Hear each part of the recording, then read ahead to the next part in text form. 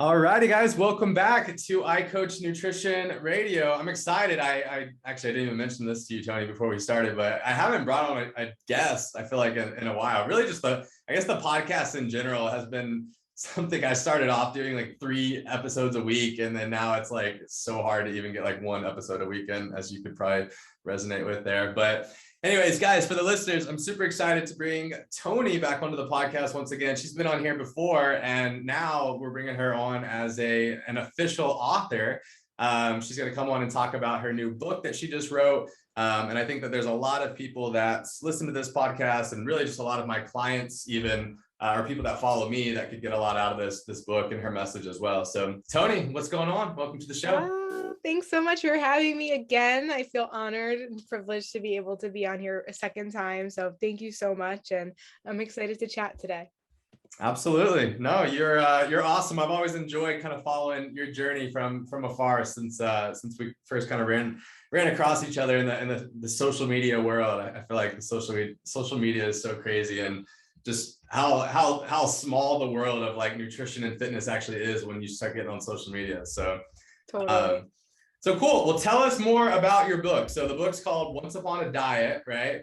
I guess let's start off with what led you to wanting to write a book. I mean, we were talking about before this, like writing an ebook, like I wanted to like shoot myself doing that. It's so hard. Man. Yeah. Writing a book is no easy feat, but I actually had the honor of giving a TEDx talk back in February 2020. And when I had gotten the opportunity, I had this idea that I wanted to talk about the parallels between dieting, dating, and romantic relationships. That's why the title is Once Upon a Diet. It's like fairy tales, you know? But the reason being is because like I, growing up, struggled with my weight. I tied my weight to my worth very early on. I was told things like, if you don't lose the weight, you're never going to get a boyfriend. And that really stuck with me into adulthood. And so I settled in relationships that really didn't serve me. I did a bunch of different like restrictive diets and kind of a lot of the disordered eating behaviors that I think a lot of people engage in initially when trying to achieve weight loss. And I started to realize that like this wasn't the way. And if it was the way, I wasn't happy. And so fast forward many years later, I became a registered dietitian, eventually healed my relationship with food and my body, and also detached the fact that what I looked like was whether I was worthy enough to be in a relationship and be in a happy one for that matter. So the book is basically an extension of the TED Talk, because when I got the opportunity to do the TED Talk, I only had 8 minutes on stage, and everyone's like guidelines are different. For the show that I was doing, I only had 8 minutes, and that was just not enough. Like as I was starting to script it and trying to decide what I was going to say, I was like, there's so many parallels here. There's so many things I can talk about. Like 8 months isn't enough. I mean, 8 minutes isn't enough. Like I need to write a book about this. So that's what birthed the book, to help people to understand that they can be both happy and healthy, and it doesn't matter what the weight they are at or their relationship status. Like none of that has to do with their health and happiness. It can be part of it, but it's not the thing that's going to yield health and happiness. And that's what the book is about. That's awesome. I love that. Yeah, I mean, obviously, as you and I both know, working with clients over however many years it's been now, I mean, that this is something that so many, I mean, the majority of clients I work with are women, as you as well, right? And I think that that's something that, I mean, I don't want to say all women, but a lot of women do struggle with. And I want to learn, because I saw this like social media. I didn't really look into it too deep, but I saw you made like characters, right? Kind of fitting some of these different like diet profiles, if you will. Maybe Yes. break that down a little bit, because I think that was pretty cool. That's cool. Yeah. So that was just kind of something I did for fun, as a way for people to kind of learn a little bit more about the way that they eat and how we can kind of, how it might be hurting them more than helping them.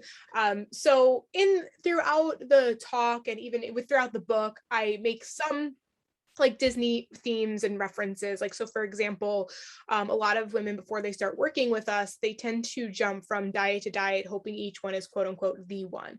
They basically go around like Cinderella's stepsisters, trying to jam their feet into something that clearly doesn't work, right?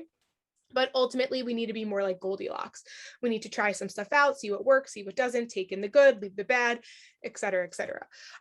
So that I talk about that in the TED Talk. I talk about that in the book. And then throughout the book, I also talk about how, Disney princesses, they all have the same hourglass shape and figure. And basically, because of all these Disney themes and references, I was like, oh, you know what would be fun? Like an eating archetype quiz, like which Disney princess do you eat like? So that's what I decided to do. I created a quiz for people to take. It takes less than 5 minutes probably to answer. It's just 10 questions. And it basically will tell you, and to answer those questions, which Disney princess you eat like. Now, no Disney princess really eats a certain way. I just went based off of all the Disney princesses are known for like one main characteristic. And these characteristics can actually be a very beautiful thing when harnessed correctly. But unfortunately, as you see in a lot of the stories, is they're not really utilizing it to their potential. They're not really, they're almost more so being taken advantage of rather than actually like harnessing it in the right way. So an example of that was like Cinderella is known for being hopeful, and being hopeful is a beautiful thing, having a positive outlook, hoping things are going to get better. But if Prince Charming never came into kind of soup, or if her fairy godmother never came, like she would have continuously settled for less than ideal circumstances, and she kind of just worked harder. And a lot of people, like the Cinderella eating archetype is like that person that's probably like under eating, over exercising, like super rigid, perfectionistic sort of eating style. And so I give like tips based off of each Disney princess and the way that they eat, kind of ways that we can heal that and shift that and be hopeful and be inspiring and be awesome, but not do it to hurt us, but instead help us. And so there's about 4 Disney princesses you can get when you take the quiz. So you can learn, actually, if anybody's interested, you can go to tipswithtoni.com to take that quiz. I think it's fun. Yeah. Well, I mean, I think it's just cool to be able to like link it to something that so many people know, right? Because nutrition can be like so confusing, right? But like everybody's like heard of these Disney characters. I'm just trying to make it more fun and playful. And like, it's not to categorize people or put them in a box by any means. It's just to help people become more aware of the way that they're eating and how that might not be helping them in achieving their goals. Yeah, absolutely.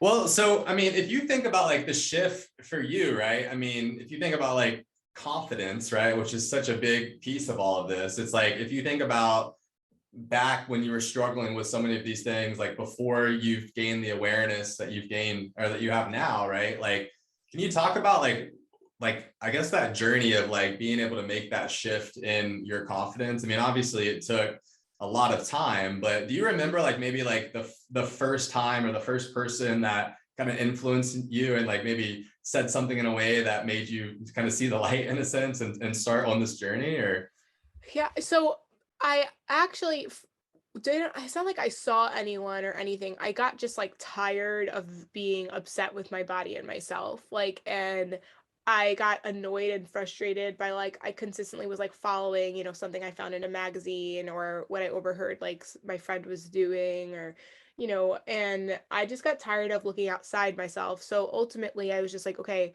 this is just so much noise, and so it's just so unfulfilling. It never felt like it was enough. Like I need to start doing better listening to my body, because it was talking to me, I was just ignoring it. Like, the moments when I was like tired all the time or bloated all the time or I had no energy, or I just like clearly there was like something going on in my gut. Like there was just so much going on that I just chose to ignore it all to accomplish like a number on a scale. And I realized at some point in my journey that I was doing this to prove to like the younger version of myself that was teased for her weight. Like it had nothing to do with actually what I wanted, but everything to do with like what I thought society told me that I needed to be in order to be loved and accepted in the world. And I realized like I have to stop trying to prove my worth and myself to other people. I really just need to figure out like, how do I want to nourish and care for my body in the way that feels good to me, regardless of what society says, regardless of what the outside people say. It's just, and the best way I can do that is just starting to listen. And so that's what we encourage our clients to do, is just like, if you, it's like sounds so simple, but it's hard for some people. But like the simplest thing is, if you notice that when you don't eat breakfast, you end up raiding the cabinets at dinner and you're hungry all the day and you're irritable, like let's start eating breakfast. Like it's like simple things like that believe it or not, the more I started to pay attention to my body and honor it and nourish it, I actually started to build self-confidence because I wasn't trying to like overhaul everything all at once, but I just was slowly making one change and then another change and then another change. And confidence is a habit. Confidence is from repetition. Confidence isn't even a feeling per se, but more so just a being. It's just being someone who's done it all. It's like right now I'm in a transitional phase in business where now I have a staff and I have dietitians, and that's new for me. So I'm not confident in that area because it's new. But the more I work at it, the more I put the time in and the effort in and the years that pass, like I will get really good at it. I know that I will. I just haven't had enough experience to practice it. So when someone's struggling with their relationship with food or their body image or their confidence, I just gently remind them that that's okay. You're new to this, but keep putting in those small things, not the extremes, those small little things repeatedly over time, and you'll start to see your whole world change as a result. Yeah, no, I love that.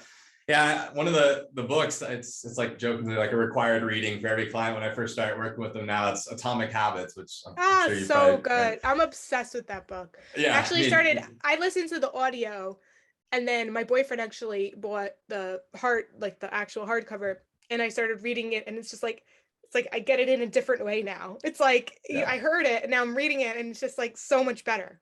Well, so if you love it as much as I do, if you go on like his website, he has like all these free worksheets that go with it.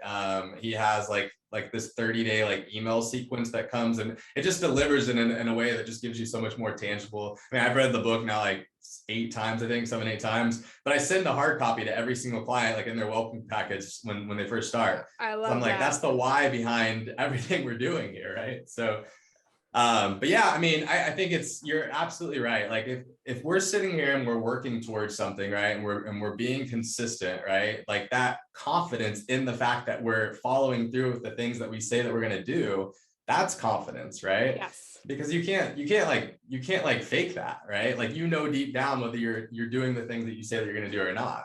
And it's not about being perfect and never making mistakes, but it's like, are you doing these things the majority of the time or not, right? Mm-hmm. So but I think for everybody listening, it's never going to matter what way you look if you feel like crap, right? You can sit here and go to all these extremes and get to this place where maybe you think you look the way that you wanted to look, but you might actually not ever get there because you're never going to look good enough, right, for yourself. And along the way, you might end up putting yourself into a place where you feel like crap and you're ignoring all of these like biofeedback warning signs that are telling you like, hey man, hey girl, like stop doing this, The red flags in the book, we call it red flags because like with dating, it's like all the red flags, and you basically, you're ignoring all the red flags, all because you're just so, and it's sad, but I've been there, but you're just chasing the wrong thing.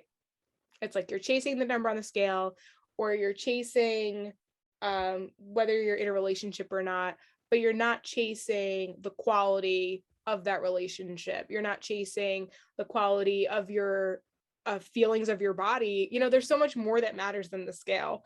And I go in depth about that in the book, about it's okay to have a weight loss goal or a fat loss goal and a scale goal, but that cannot ever be your only goal, because it is a terrible place to be, because it never feels like it's enough. You're never satisfied. And it's also sometimes, especially in the extreme cases, you'll do ridiculous ways to get there and it's not sustainable. And then you're not going to feel good. And like, what's the point? You didn't really do this for a number. You did this for a feeling. Yeah, 100%.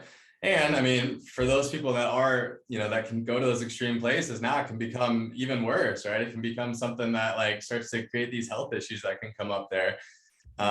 So yeah, I mean, it's, I guess that brings us to the question then, right? I mean, for so many people that are listening to this and so many others that, maybe will listen to this at some point, it's like, there's so many that have done every diet under the sun. They've done the HCG diets, they've done the Weight Watchers, they've done all these different things that are out there. And ultimately, like, they still haven't found something that's sustainable. And if I just think about living a healthy lifestyle, and I think about like prioritizing your sleep and your nutrition and exercise and hydration and stress management and personal development and some of these just like big rock items, I mean, you don't ever have to put yourself on a diet or anything that's like crazy restrictive in order to live a healthy lifestyle. So what are some of the, I guess, what are some of the questions that people should be asking themselves, you know, before they're actually going to go on a diet, right? Because a diet is it's a stress on the body, right? Especially if you're bringing yourself into a calorie deficit to try to lose weight. I mean, that's stressful on the body. So what are some of those questions that you have your clients ask themselves there? Yeah. So the first question I think it's important for you to ask yourself before you start anything new is, will this last past the honeymoon phase? Because there's always a honeymoon phase. In the beginning, it's always easy every time, no matter what you follow. It's always easy. Even if it's for a day, it's still easy because you're excited and you're motivated and you're like, I'm going to do this. Right. But the honeymoon phase always ends at some point, you know? And so if you don't see it lasting, say, more than 6 months, and you want it to last more than 6 months, I probably would like reassess if that's even worth trying. Okay. And I say this in the book and in my talk, like there's nothing wrong with a short-term fling, but it has to be a short-term, like if you understand that it's a short-term fling, right? Like if you want to like challenge yourself and do like 2-a-day workouts, but like if you expect to keep up with 2-a-day workouts the rest of your life and you're not training for something, I just don't think that's even feasible or worth your time, to be honest. But that's, everyone's different, but it's just an example, you know, or like trying certain sort of like following a nutrition plan, but then you can't be upset when those results don't stay after you stop following the 7-day meal plan that you're following, right? Like that's a honeymoon phase. Like those are things that are not lasting for a long time. And so like if you can honestly say you're okay with that, fine. But I say for most people, they've done that so many times and they really want something that's like long-term and sustainable. So if you don't see it lasting more than 6 months, I probably wouldn't even like waste your time, right? Now, the second question I have people ask is when they're actually like doing something so they can assess like, is this worth pushing past the honeymoon phase? Like, can I, maybe you're not so sure, so you give it a try, and now maybe it's around that 6-month mark. Always, not even just wait at the 6-month mark, but you want to be asking yourself, like, do I even like this? Because so many people are following something just because they think it's going to lead them to a result, or they want that result so badly that they're willing to settle for something that they don't even like. It's like almost like in relationships, it's like, well, I just want to have kids by the time I'm 30, so I need to be married now, and I'm in a relationship, so like this is going to be the person that I married. Like, but do you even like them? It's like, do you like them enough? Like, is it really worth it, right? Or it's like, are you eating these foods that you heard are like super good for you, but you don't even like the taste of them, like, and you're just like shoveling down like fish and broccoli because you're like, oh, it's super lean. Like, no, like there's ways to make it better. Like you have to enjoy the process, because if you don't, you'll be forever disappointed with your progress, right? So make sure you like what you're doing, and there's flexibility within it so you can enjoy it. And then the last question I have people ask themselves, that's like when they're done with the diet, or they've like kind of figured out like, okay, this wasn't worth it really. Like I this is not going to work in the long run. Rather than kind of being disappointed with that, use that disappointment as data. Be introspective, and then ask yourself the final question, which is, what lessons did I learn from this? So maybe you tried something like keto, which is super restrictive and low carb and literally not necessary. And I talk about that in the book as well. However, maybe you doing it, you became more mindful of looking at added sugars and reading nutrition facts labels, and you kind of cut out like that high sugar coffee that you used to have in the morning. And now you're like, oh, I could actually just do coffee with a splash of cream. Like, that's totally fine. Like, that's pretty cool. Let's keep that aspect, right? But the whole like keto flu, like low energy, like cutting out carbs, like whole grains and legumes, and like let's not like fruit, like let's not take that in with us. Like, let's learn that like actually like I can have sweets in my diet, I can have carbohydrates in my diet. I just need to be mindful of choosing the more complex versions most of the time, and being mindful of like when I do have sweets, to be mindful of how much of them I'm having and how often. Like, that's the lesson from that, right? So every single time you try something, there's a lesson in it.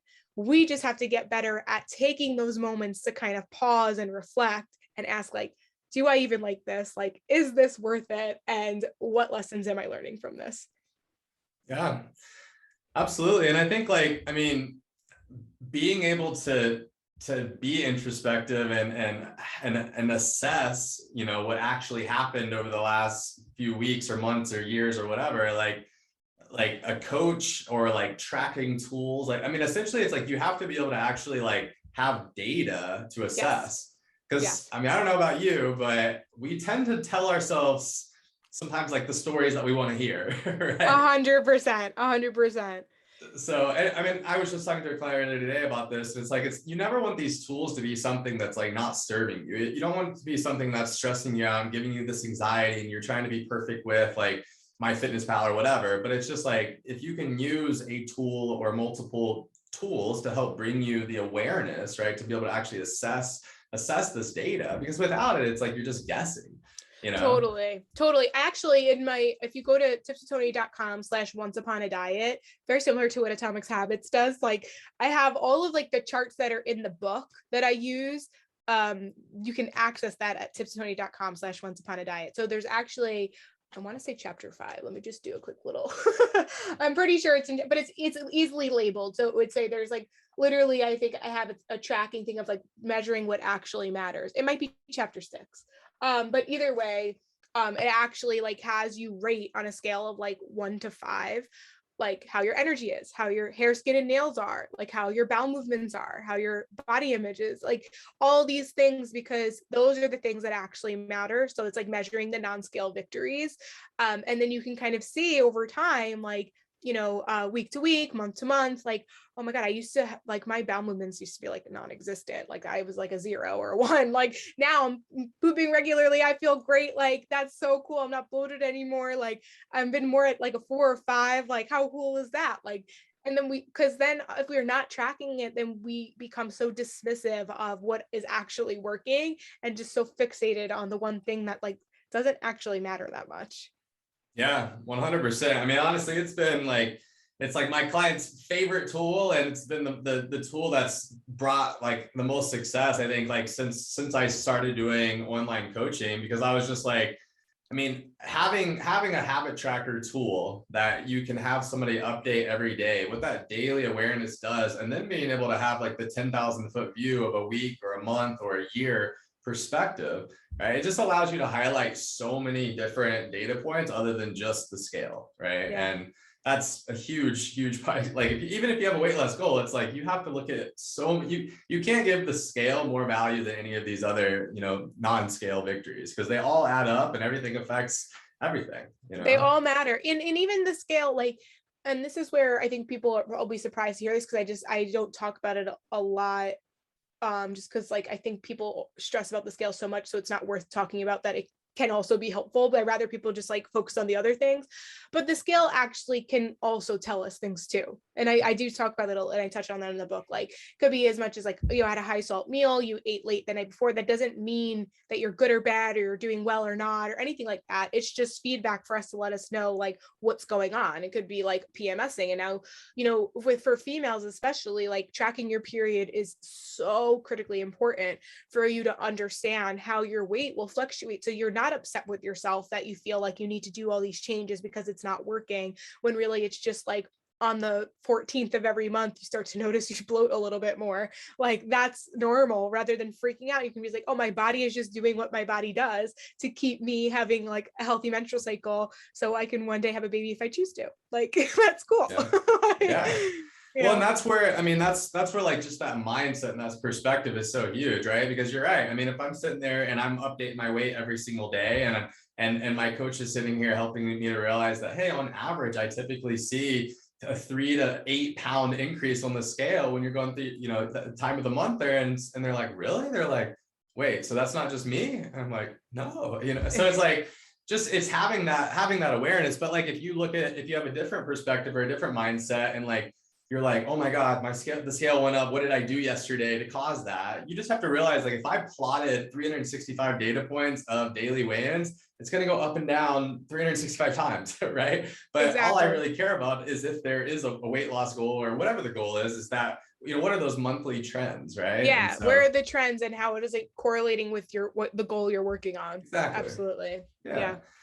So yeah, it's so interesting. I could probably, well, I guess I need to probably learn more about finances before I can make that correlation maybe. But I think I always compare like how you think about like dating and relationships with all of this. I always think about like money and finances and like, or even like with entrepreneurship, right? Like if the only thing that you're ever focused on is money, just like people with the scale, right? It's gonna rob you of your happiness. Like it's the journey is so much more than just like a number, right? And there's so much more that comes to it there. So yeah, I don't know. I always just think to myself, like when it comes, like if somebody comes to me and they want to lose 100 pounds or they want to save up $100,000 or get out of $100,000 in debt, like when it comes to the tracking, right? Like the budgeting and knowing your numbers, like it's so important because if you don't have the data, then you're just guessing. That'd be like going on Shark Tank, pitching your business and not knowing your numbers. You're gonna get eaten alive, right? Totally. And then also to that, I'll say it's not even so much like, yes, knowing numbers is important, like absolutely,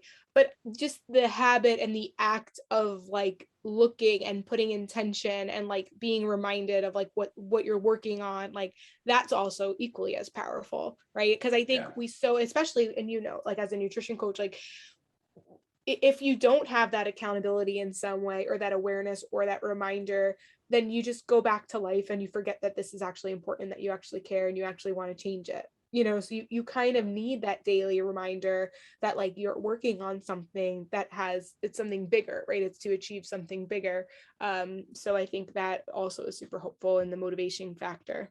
Yeah, absolutely. I mean, that's why it's like being able to track something and have like that daily awareness, right? As a reminder. I mean, it's accountability, it's awareness, it's so many things there. So yeah, I think that's a huge part. So I guess what are some of the biggest, obviously you released the book, I'm not sure exactly how long ago, but you've been getting a lot of great feedback. What are some of the, like for the listeners here, what are like the three or like however many things you can mention, however many you want, but like what are some of like the coolest like feedbacks that you've gotten from people?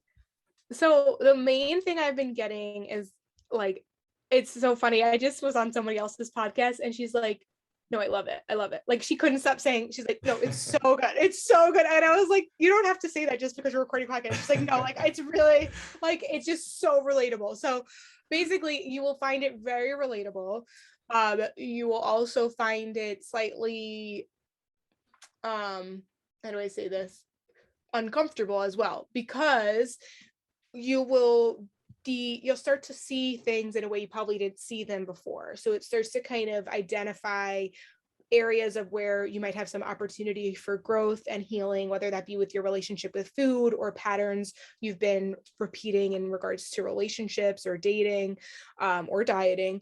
And so, and it also, especially if you grew up overweight like me, or honestly, not even overweight, just in general, like were ever teased about what you look like or judged on your appearance, or felt that your weight was tied to your worth, or felt that your appearance was tied to your worth, it could be a little bit triggering. So I'm going to be honest. However, when everyone tells me that they feel that way, but then they feel empowered. They feel triggered. They feel a little like down and upset and like mind blown.